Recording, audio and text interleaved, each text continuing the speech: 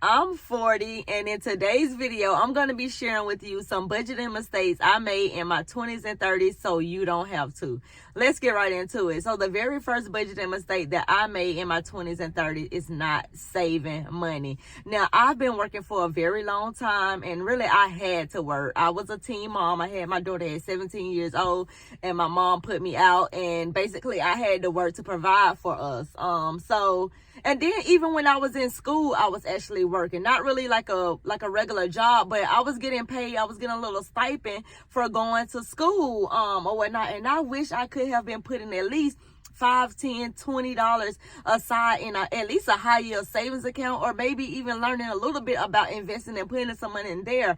But I wasn't. Now, how I learn about saving, or what I think about saving, is you can start off with a little bit amount of money. So if I would have been starting out with maybe $20 20 years ago, that $20 would have added up to probably a whole lot of money if I would have keep just putting $20 to the side every single time that I got paid, because I believe in putting a long way over a long period of time. And if you see people in the background, it's because I'm at work. It's 7:48. I got to work a little bit earlier, or whatever, because Tuesdays and Wednesdays are kind of hectic with filming content in the house. I brought my uniform shirt, and I'm just gonna go to work after this video. I got some time, so I got to get this content out by any means necessary. So y'all gonna get this content today at 6 p.m. So make sure you be looking at, well, if you're looking at this video, you already know that it's up. But the next mistake that I made in my 20s and 30s is basically not putting my savings on automatic draft. Now, y'all know automatic draft has literally changed my life in my 30s, in my late 30s and early 40s. Well, really, I'm just 40, so it's still early 40s, but it has literally changed my life, y'all. And how it has changed my life is basically just now I separate my spending money from my saving money. So I don't spend the saving money. I don't spend I spend the spending money, but it's not mixed up, and I'm not getting confused, and I'm not saying, you know what, I'm gonna save $50 this month or whatever, and then when I'm looking at my account, I don't have that $50 to save. If I said I'm gonna save $50 this month, I'm gonna go ahead and take out $25 out of that first check and $25 out of that other check and have it going into a separate savings account. And that has literally changed my life when it comes to just my finances in general. The next budgeting mistake I have made is basically, like I was just saying, with the saving money and the setting it up on automated draft, is just having it in different banking accounts, because I was once doing it, and I really recently just switched over to just having it in separate banks. But having it in separate banking accounts actually really helps you save money, because there's not going to be any money in there to switch over. So here's what I was doing before. I had one bank, and I had a checking account and a savings account. And with that checking account, I would have all of my bills coming out of there set up on automated draft. Y'all know I love me some automated draft. I'm not going to prefer that for everybody, especially if you're not really good with your money and know where everything is going and how much you are spending. I don't recommend that for everyone. But for me, I was having my bills and expenses coming out of my checking account, and then I had my savings going automatically in that savings account. But when that checking would get low, and when that checking would run out of money, it would automatically pull from my savings account, and I didn't like that, because it was like I was always going in my savings account, and my numbers wasn't adding up. So what I had to do is I had to separate my spending from the savings. So now I just have a whole bank just for savings. So I have emergency fund over there, then I have my sinking funds over there. Well, not really my sinking funds.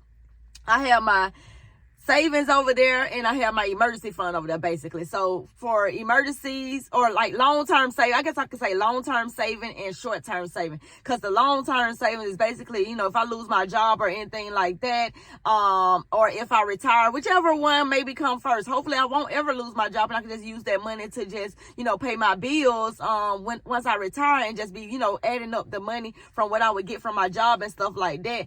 That's what that money is actually for. Then I have my spending account, where I have my bills and expenses coming out of, along with the sinking funds in a savings account there. But that savings account is not really just for saving. It's just a sinking fund till that time to spend that money. I just don't want to spend that money ahead of time. So sometimes I put half of my mortgage payment in that sinking fund so that I won't go ahead and spend it. You get what I'm saying? So I wish I would have had separate accounts when I was in my 20s and 30s. I only had one bank in my 20s and 30s. The next budgeting mistake I made in my 20s and 30s is not tracking my expenses. You can't budget what you don't know, what you got going in, what you got going out. Like, if you don't know all of that information, your number's going to always be incorrect. So you got to be able to track your expenses every single day. I know people don't like to do it because that's the part that is work. You have to actually really sit down, look at your banking account. If you got multiple banking accounts, if you're using credit cards, you got to literally physically open up that device and look at those transactions and write those transactions down. But what it has helped me to do is that it has basically helped me to categorize or put all of my expenses into this bucket, and now I can just make a budget just for that bucket instead of just that particular thing. So for instance, I really don't have an out to eat budget, but I do have a food budget, which includes the out to eating, the frappes, the smoothie bowls, the whatever it is, the restaurants, whatever it is, it goes up under the food category. Now, I did say I might need to separate it and make out to eat its own thing or put out to eat in fun or whatnot, but currently, I don't have a set amount for how much am I going to spend on groceries, how much am I going to spend on out to eat, how much am I going to spend on frappes, how much am I going to spend on smoothie bowls. I know that I like to eat. ain't no way around it. I like to eat, and I like smoothie bowls. I like frappes. I've been laying out the frappes. Haven't had one in a very, very, very long time, but I have been eating those smoothie bowls up, and it has been way more expensive than a frappe ever would. But I just have it all categorized as a food budget, and I just give myself a bigger budget. So that way I know these numbers off the top of my head because I don't have that many buckets that I have to account for. The next budgeting mistake I made in my 20s and 30s is not budgeting my money before I was actually paid. Now, what I would do is I would already be spending my money before I was actually paid instead of budgeting the money before I actually paid. So when I get in my mind, in my 20s and 30s, this is what I was thinking. Oh, when I get paid, I'm going to do this, I'm going to do that. It wasn't nothing concerning no bills. It wasn't nothing concerning, oh, well, what else is coming up? It wasn't nothing concerning, well, let me put $50 aside for in case I get a flat tire. And I was always catching a flat tire. I don't know what is wrong with me and catching flat tires. I blame it on the city, because if you live in Atlanta, you already know it's potholes everywhere. And sometimes I don't see them. So I'm always catching a flat tire or whatever. And yeah, I wish I would have just planned my money before I was paid instead of trying to spend my money before I was actually paid. Now, all of this stuff that I am mentioning, if you need a high yield savings account, I'm going to link Ally down below in the description box. If you need a way to track your spending, if you need a way to budget out your paycheck before you actually pay, I'm going to link my budgeting bundle, because baby, it's time to get in control of your finances, especially if you're in your 20s and 30s. That is the best time. I really wish I would have done that a long time ago. Now, the last budgeting mistake that I made in my 20s and 30s, well, not really the last one, but the last one that I'm going to be sharing with y'all is not signing up for every credit card offer that came in the mail. Now, that was my biggest one. It seemed like once I signed up for one, all of the other ones started rolling on in, and I was just applying, and getting approved. I think it was the getting approved thing for me. Like, oh, I got approved for this card. Like, I had a Forever 21 credit card. I had a Victoria's Secret credit card, a Children's Place credit card, an Old Navy credit card, Walmart credit card, Capital One credit card. I had any credit card that you can imagine, I've had. And that's why it's like starting over with my debt-free journey. I have came a long way because I had so many dang on credit cards. Like, if I could probably find them, I will insert them in this video or whatever, just to show you how many credit cards I dang on had.